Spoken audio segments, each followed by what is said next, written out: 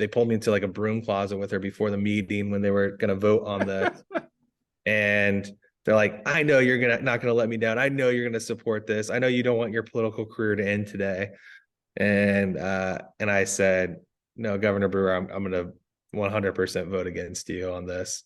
I don't care. I'll be the only one. It's fine. All these other appointees of yours, don't have the intestinal fortitude to do it, but I do. And so I did, and that like sent, people were like, whoa, what's going on here? And out of that came, a lot of people were like, you need to get more involved with the party. You need to do more. And my big thing that I was bothered by was there were no organizations there to support me. There was nothing. And it wasn't just me. The Tea Party was, off the ground, and all these, older folks had no support by anybody for the most part. There just was no infrastructure to support any of that.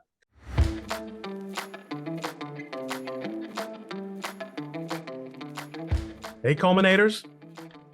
Welcome to the show. Tyler Bowyer. It is Bowyer, right? I said it right. Yeah. You know, you have one of those names you read all the time. It looks like Bowyer. You say it like it's spelled. Ron Coleman with Tyler Bowyer.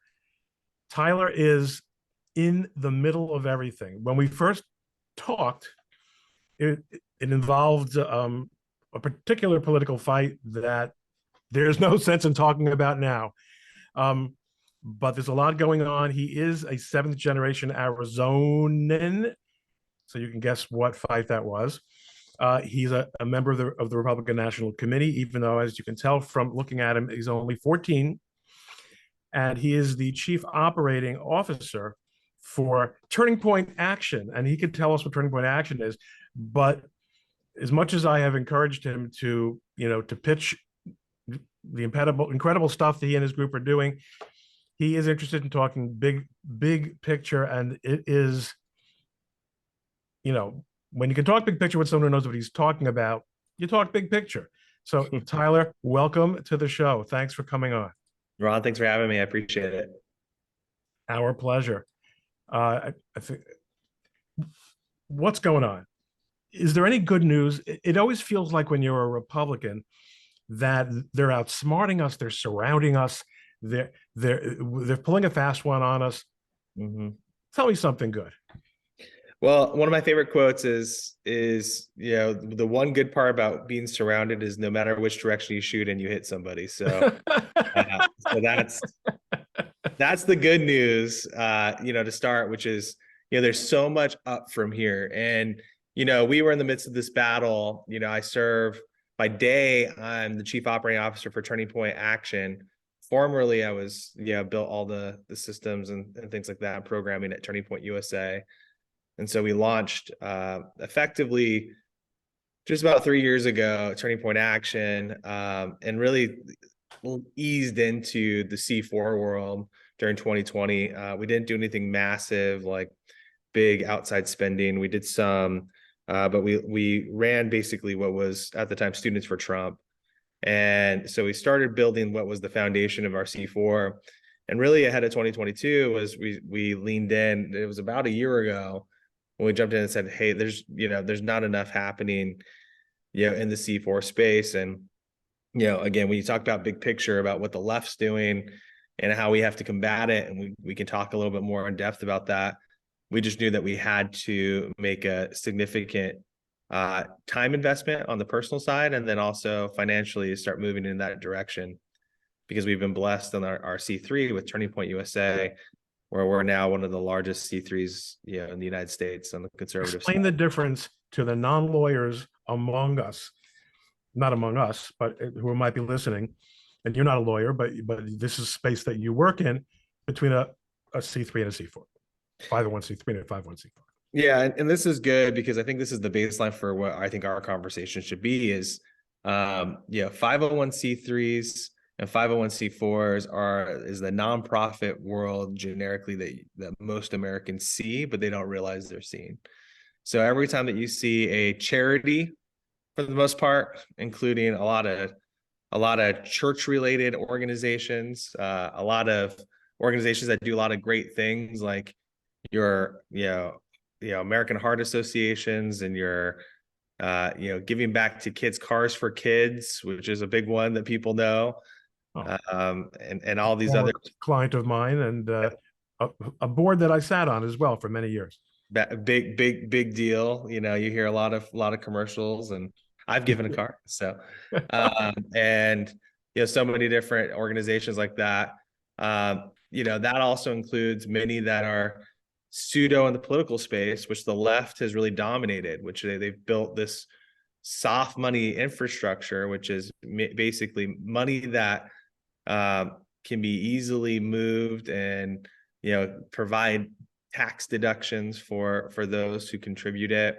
Again, once like everybody knows in the charity space, and so the left has really maximized this, and the right really has dropped the ball probably for the last 20-30 years on really building core infrastructure around charities and C3s and C4s, which again can do wonderful things like what we're doing at Turning Point USA, which is educating young people on the principles that we hold near and dear to our hearts of limited government and freedom. And so the left has done the same thing with C3s and C4s, but obviously trying to undo America with new thinking and anti-constitutionalist principles and things of that nature to better America. And this is where a lot of the social justice programming has come in, is through the 501c3 and C4 network. The big difference between C3s and C4s is a 501c3 is nonpartisan, is exclusively can only be focused on things that are not partisan, meaning they can't be Republican or Democrat. Supposedly. I mean, we comply with the law, but we know that there are plenty of C3s that don't. Yeah. That don't, and that the IRS couldn't care less. Yeah, on the left in particular. But these groups are supposed to be nonpartisan. They're supposed to not support candidates. And then C4s, for just slightly less than half the time, can do that. So a 501c4 can fulfill that educational type mission, that community improvement mission for slightly more than half the time. The other half of the time, they can do politics. And so they can actually influence elections, support specific candidates, support specific parties. And so that's part of the reason why Turning Point USA, which is nonpartisan, some of our leadership team, including myself, have moved over to significantly focus on the C4 side to help improve that network, especially in the conservative movement. So that's where we're at. Do you have any understanding of why it took us so long to? I can understand that they thought of it first, or we're old-fashioned, but a generation. How did it take 30 years to figure out that we're surrounded? And we're not even really there yet, because we're kind of at the tip of the spear here about this topic. But I mean, look, there's been C4s that have existed to a lesser extent. You have your Heritage Action. So you have your Heritage Foundation. The C4 component of Heritage is Heritage Action. A lot of these are DC based, which I think is part of the Beltway problem that has existed within the Republican Party. But look, let's take a step back, and if we really want to dive into it, I'll give you the short couple minute explanation of what I think based off of my research and the history of what happened. Yeah, no, please do. So, I mean, basically, if you drill back to Citizens United and when that happened, if you remember, the blood curdling screams from the left that, when that happened, that they were never going to ever win an election again, because the right had this this tight grip around dark money, and this term dark money, this is where it was born. And then the left was screaming and screaming and screaming. If we let this happen, if this happens, if we don't, drill down on this, then we're never going to win the states that we need to win. And ultimately, they just finally just decided, you know what, we have to, if that's the law of the land, then we have to play by the rules of the land, and let's just go find our own donors that are equally as big, if not bigger. And that's where really the spreading of the wings of George Soros came into play, and characters like that who are starting to have a much bigger impact, that said, hey, we'll do this, but we want to do it better than how the right does it. Because what the right does is they just run, doubling effort or a duplicative effort in most cases within this PAC space. we're really interested in focusing on, smart people that come out of the Clinton administration, that some, ended up being born out of the Obama administration, that can help basically manage all that capital in a more appropriate way. And so that's where you got some really intelligent individuals that came out of, again, formerly the Clinton administration, that were running big C4s, going, hey guys, I run this big C4. It's like one of the only ones. We need to do a lot more of this. If we do this, then we can basically pull the power away from the party and start doing this. And thus is where Arabella Advisors was essentially created, and saying, we're going to create a money management firm that's going to help family foundations get set up so that we can more smartly contribute money in a smarter way to C3s and C4s. And then simultaneous to this, all the way over in Colorado, for those of us that have read the Colorado Blueprint, I highly recommend reading it. But you have your Jared Polises and those groups of, really radical Democrats that were saying, the Democrat Party is not the way to be successful, because the Democrat Party, like the Republican Party, turns over effectively every 18 months. And so you can't run a business. Imagine running a business, Ron, where you had to fire everybody every 18 months. It just is impossible. And so they realized this in Colorado, and they said, there's no way that George W. Bush should have won this state again.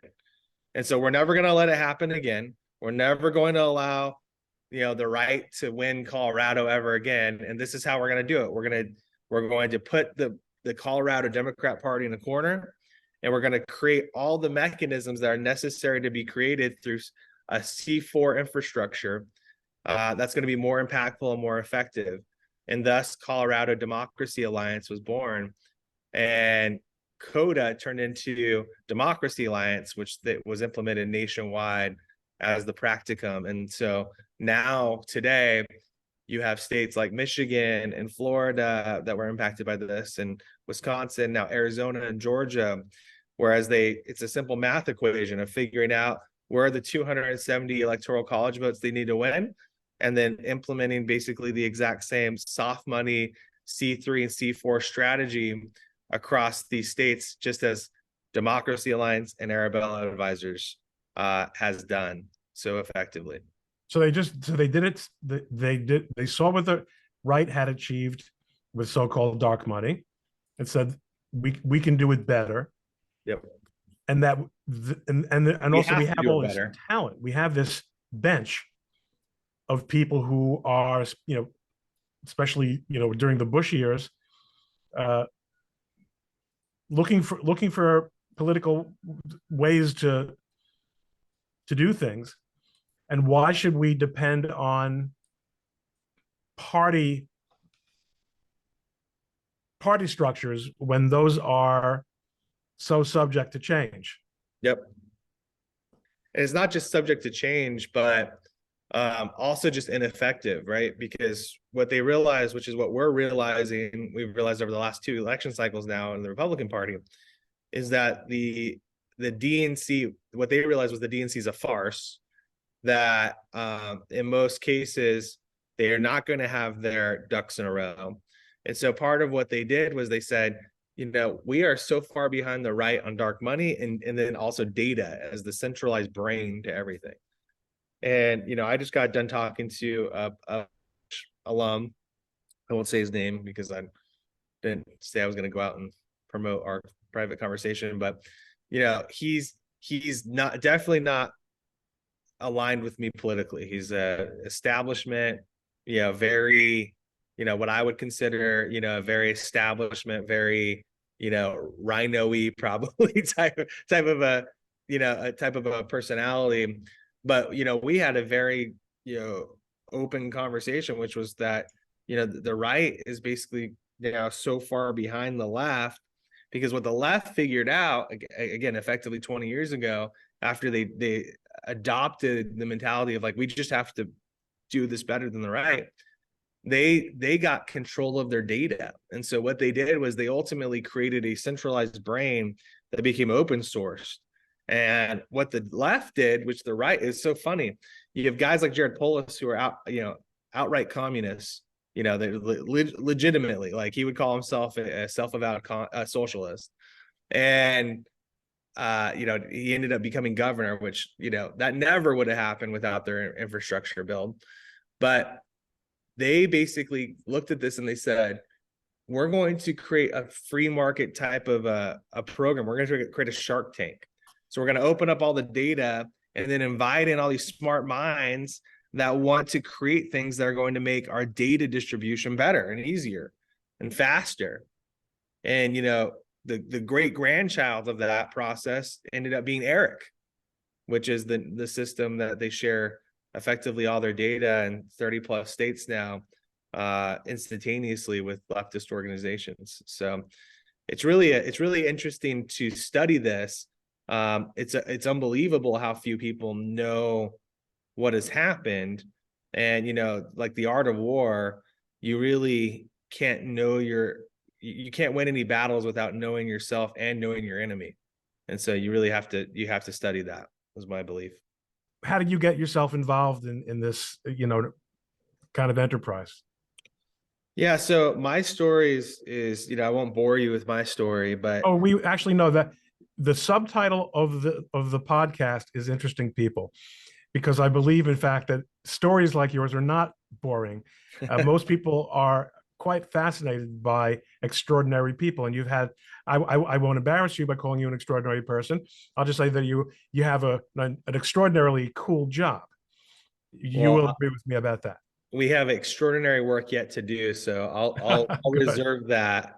All I'll reserve right. that if we are able to save the country from the depths of, Okay, it's a deal. like you said, of what we're up against. But yeah, no, I appreciate that. I mean, So, the quick version of my story is I'm actually from Arizona. I'm a 7th generation Arizona, as you mentioned. So my family's been here forever. Never expected Arizona to turn into the swing state that it effectively is today. And I got involved about, you know, a baker's dozen years ago here, about 12, 13 years ago, somewhere in there. And I showed up to college Republicans at Arizona State University, which is the largest ground campus in America, you know, 80,000 kids. I showed up, this was right in the middle of the Tea Party, the beginnings of the Tea Party revolution. And I show up and there's 10 kids at the college Republicans chapter, 10. And there's 80,000 kids at ASU.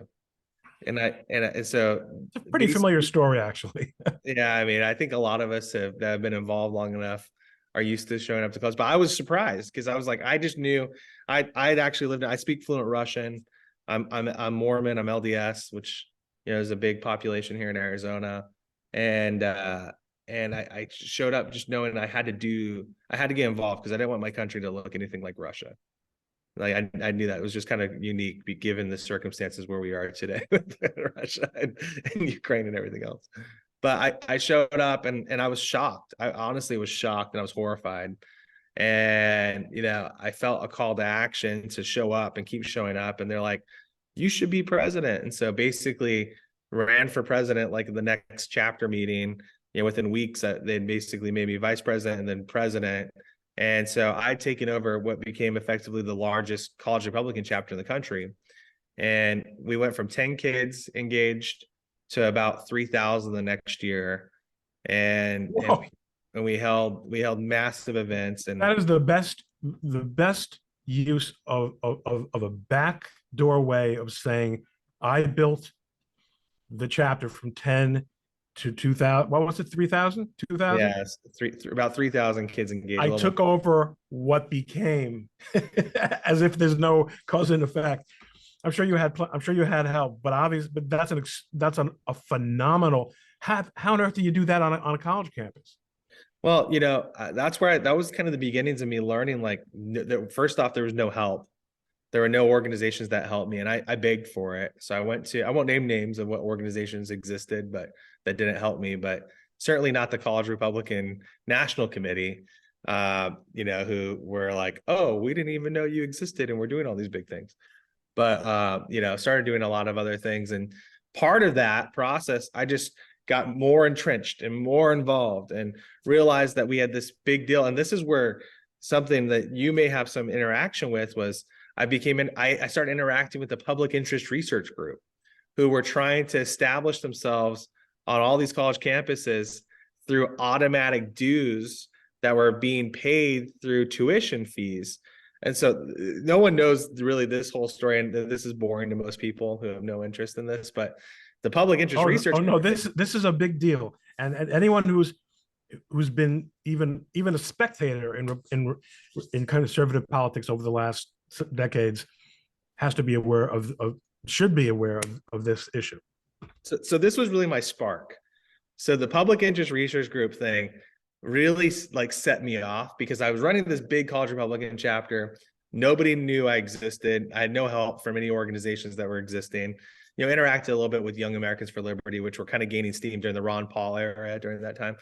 But for the most part, nobody really helped. And they were trying to institute basically a very simple, like $5 fee of every student. Well, in Arizona, that's hundreds of thousands of students. We're talking about millions of dollars that were going to effectively an organization that hates Republicans, that hates conservatives.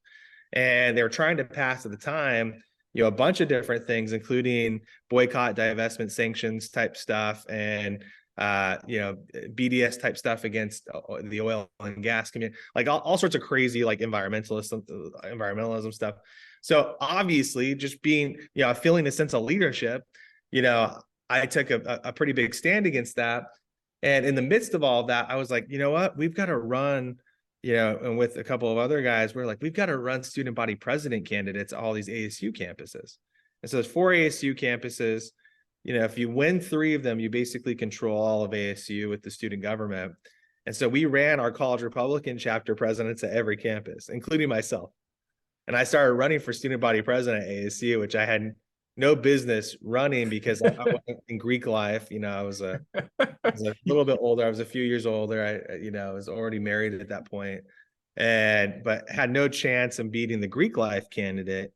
But, in that process, because I did that, I get a phone call from the governor. And the governor at that time was Jan Brewer. And she calls me and she says, "Hey, I know you're doing big things. I want you to come down and talk to me." And so like, oh, okay. I was a little bit nervous because getting a call directly from the governor is a little weird. So I go down to our office and I meet with them. They were like, "We want to appoint you to the Board of Regents." And in Arizona, the Board of Regents is a really progressive board. It's only 10 members. 2 are students, but they have full voting privileges. And it's for all 3 universities and the state universities in Arizona. So it's a multi-billion-dollar enterprise. And literally, a kid has a 1/10 of the vote of the board. And so I accepted. I dropped out of the student body president race. We ended up winning the other 3 campuses with college Republicans. I became the student regent.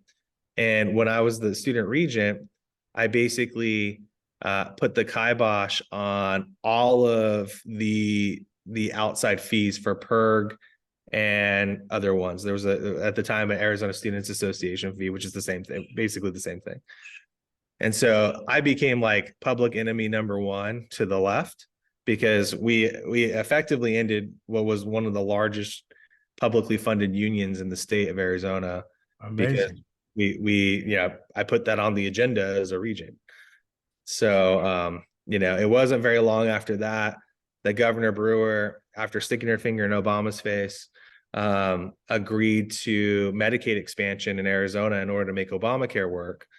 And so she came to the Board of Regents when I was a student regent. And again, I was getting no help from the outside. There was no youth organizations helping me, nothing. And they came to us and they said, "We want you to support Medicaid expansion."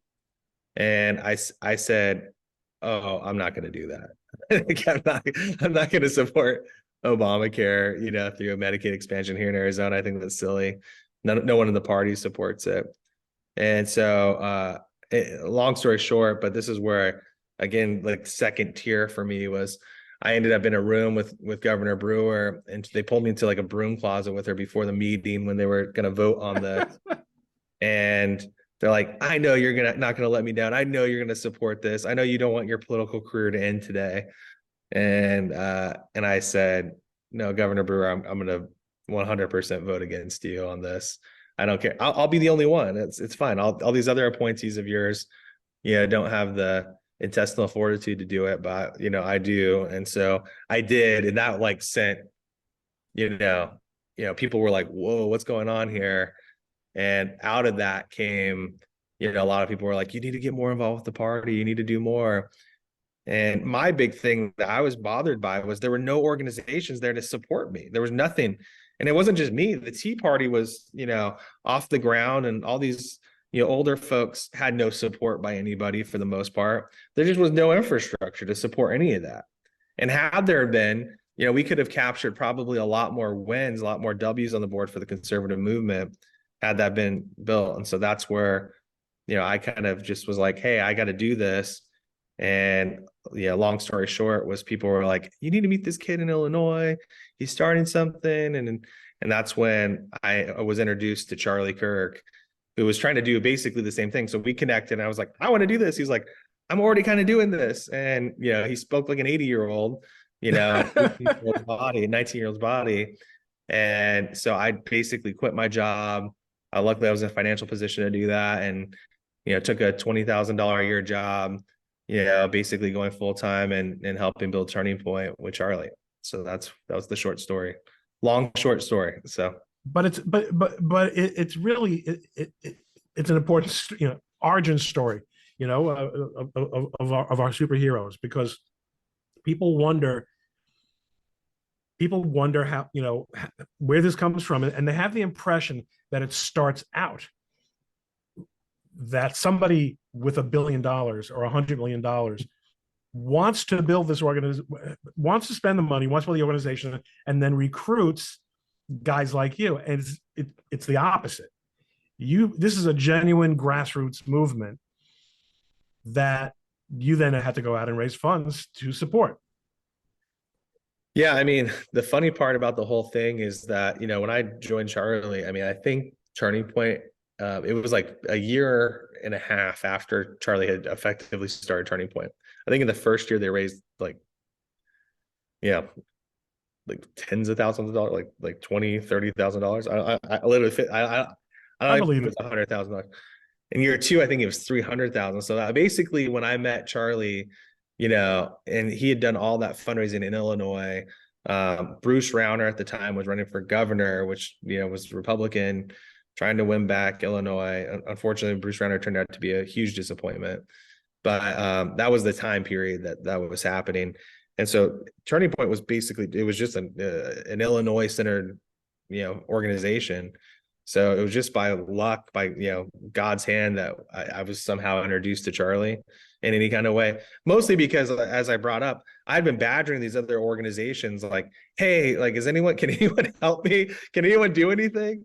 And one of the organizations, again, I won't throw out which one it was, but one of the organizations was like, yeah, we really can't help you, but there's a kid with no money in Illinois who, is trying to do something like you are, because we were saying the same thing, which was that the right needs its own community activists as community organizers. And so that's where really Charlie and I both synced up. And yeah, we had no money, we had nothing. I quit my job, I quit everything to effectively do this. I was going to go to law school. I was planning on doing that. I decided not to go to law school in order to pursue this. And it's like, sounds like a good call.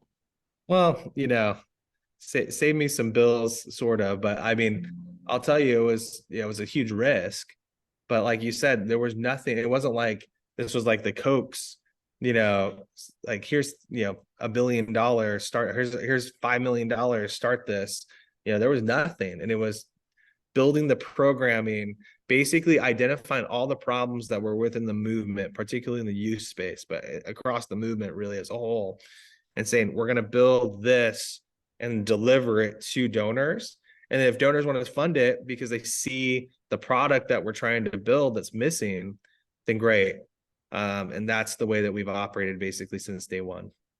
And you were able to figure out, like you say, oh, we needed to identify these problems and then, find ways to solve them. Yep. Yeah, which is the right way to go about it. Unfortunately, but my point is, you didn't have any special training or education that qualified you to do that. You just said, no one else is doing it, I'm going to throw myself at it, and hopefully we figure out the answer. It was a series of a lot of walking like pioneers towards large canyons and or large rivers and figuring out how you're going to cross them. So one at a time. And it's a lot of that bridge building and raft building, so to speak. It takes a lot of effort and there's a lot of failure along the way, like any innovation within the space. But yeah, we didn't have time to kill because obviously the country at the time was not in a good place during the Obama years. And I really think that a lot of what we did will go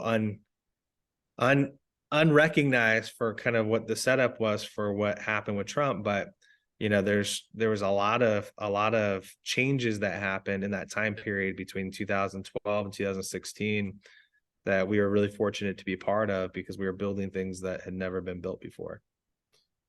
Now what?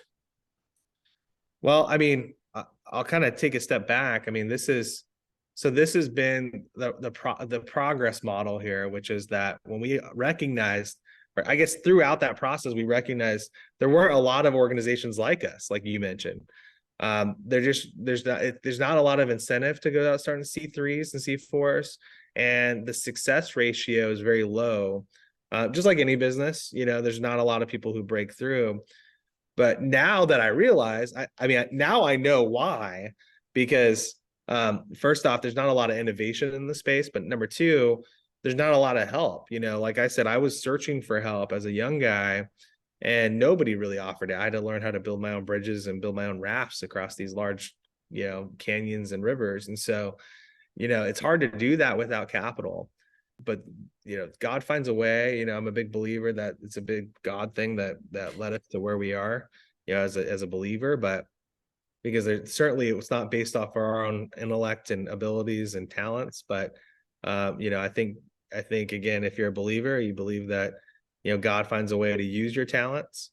And so we just kept putting ourselves in the batter's box and swinging away. So for us, the big focus is why aren't there C3s and C4s? What is the problem? Why haven't we been able to accomplish this in the conservative movement, at a more advanced rate? And I came to the realization very recently, and when I say recently, I mean within the last 5 years, or the last 4 years, is that the RNC is an unwitting impediment to a lot of this. Because part of this is researching how the left was able to grow legs in this space so well. Right. You realize that the DNC effectively subjugated itself to these organizations and to these donors. And so until you have an RNC, until you have and I won't say RNC, I'll say National Republican Apparatus is the way I describe it. Fair enough. Because it's not just the RNC, it's also big time donors. And I would even there's some expectation on like Trump's shoulders, for example, as a guy running for president and former president. And then there's also your Mitch McConnells and your Kevin McCarthy's. But not to get too deeply into that, there's a necessary understanding that has to happen, that the brain, aka our data, has to be made accessible for innovators to come in and start building the things that we need to build, so then they can go out and get the investment capital necessary to support those endeavors. But if you cut off the main source of the viability of an innovator being able to create something, meaning like effectively it would be like the open source, like the left always talks about roads, like roads. You can't build a business without roads. And to an extent, they're right. You have to have a community. You have to have some shared resources that allow a community to exist and thrive. Like here in Arizona, it would have been impossible if Teddy Roosevelt hadn't got behind building a dam here that would allow civilization to flourish within the desert. You have to have some of that. And for us in this movement, that's data. And so again, if that's the piece that the left figured out so well, and the right still hasn't figured out. And upon further research and inspection, it's because the RNC is basically, and it's not, again, the National Republican apparatus has effectively camped on that, monopolized it, and they've done the opposite of what the left's done. They've been very mafioso with the way that they've operated that space. That is pretty distressing, isn't it? Well, it's distressing if it's distressing if you are, other people who have quit easier. Unfortunately for myself, I'm not a quitter. And Yeah. So this is you recognize that this is your task, and you've got to do it. yeah, I mean, I think that part of the reason why I'm on this earth at this time probably is to help solve this problem, but I'm not the only one. It's going to require an army of us to figure this out. But like any grassroots movement, sometimes it starts with one or two or three or five people. And our good friend Harmeet Dillon is part of that group. There's I consider you part of that group, but Why, thank you. there are a number of individuals who have ascertained this problem and said, you know what, we've got to fix it. And again, that's not always an easy task, and this one certainly is not. But I do think that a clear picture kind of lies ahead for us, and I think more people are becoming aware of what's going on. So that's a big deal, because one of the things I said to you before we started recording was, I think people want to hear some good news for a change. Yep. And like you said, being, or maybe where we're recording, being surrounded does have its advantages, but there's reason to believe that we're getting there. We're getting a sense of what has to be done and how we can do it. Well, I think when you're punched in the face enough, you at some point tap out, and you only have so many eyes that can be made black. So, I think after a couple of election cycles of getting punched in the face, I think people are finally going, oh yeah, maybe this is right. And so, but a lot of people I realized they realize they're getting punched in the face, but they don't know how to prevent it. They don't know how to block it. They don't know what's the counter punch. And I think that, again, Tyler, what you're saying is so many people ask me. They ask me in DMs. They ask me in replies to my tweets about challenges that we face. What can we do? What can we do? Mm-hmm. And I'm not usually the guy with that answer. I'm a simple country lawyer. I'm not the political innovator, but people, I think, definitely do want to hear that there is something they can do, and that guys like you are doing it, and maybe have a place for them to help do it. Yeah, I mean, the frustrating part about where we're at right now in history, I'll just lay it. I'll start with the frustrating part. It's not the impossible part. It's not impossible. Nothing's impossible. Nothing is impossible. But the frustrating part, that the world that we're in right now is we're evolving, and the Republican Party of old is, kind of on its last gasping breath here. And unfortunately, many of the people who have the keys to that movement are not going to let go until they know that they're financially in a good place. I mean, I think that's a lot of part of it. And aside from that, they feel like they're leaving in part the conservative movement putting it back together the way that they see it, which the second part of that is just like an impossible thing. They're under the belief that we can return back to this pre-Bush era, Chamber of Commerce style run Republican Party, and that's gone. It's dead. It's never coming back. There can be probably a new version of it that can maybe exist, but and so this is really the key problem with the very geriatric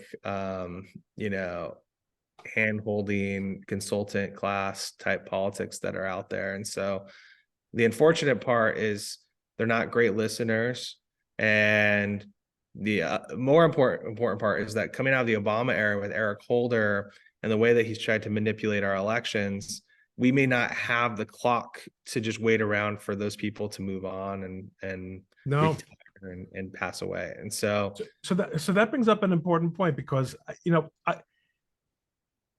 Twitter is such an artificial universe, but it's driving the dialogue to a large extent now. Yep. Or at least it's driving the public appreciation of the dialogue. Yes. And there are a lot of people who are genuine conservatives. I'll be the judge who is a genuine conservative, right? Who are very quick to point a finger at someone and say, rhino. That guy's a rhino. That guy's a rhino. Yeah. Often people who have really legitimate conservative bona fides, like Ron DeSantis, I'll say that. Yeah.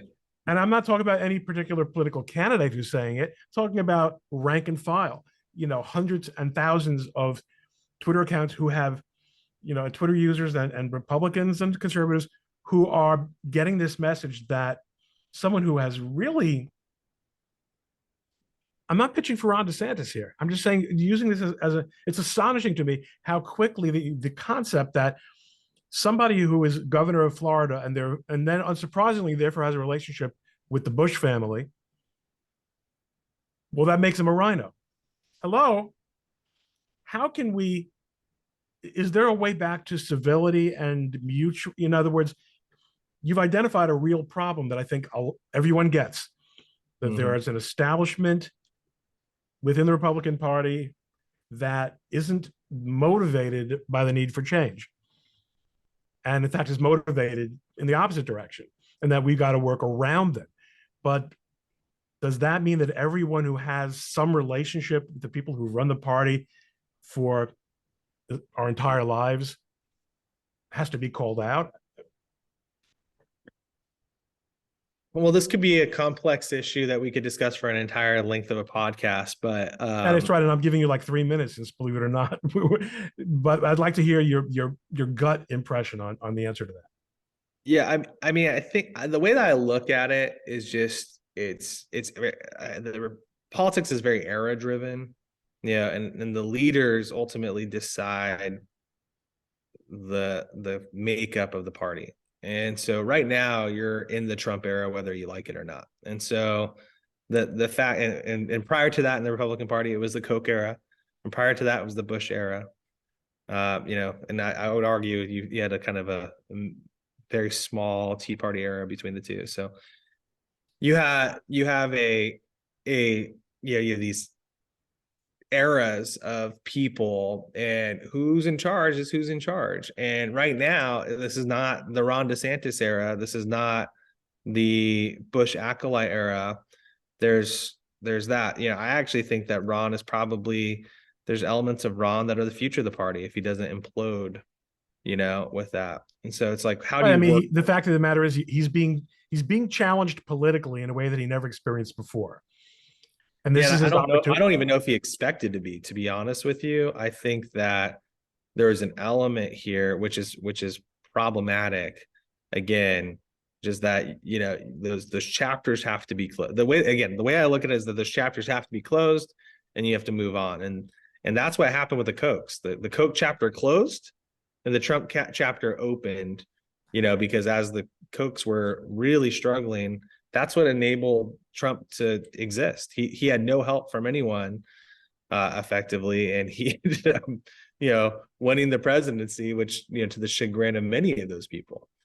And so, you have to find the right way in at the right time to kind of build a movement.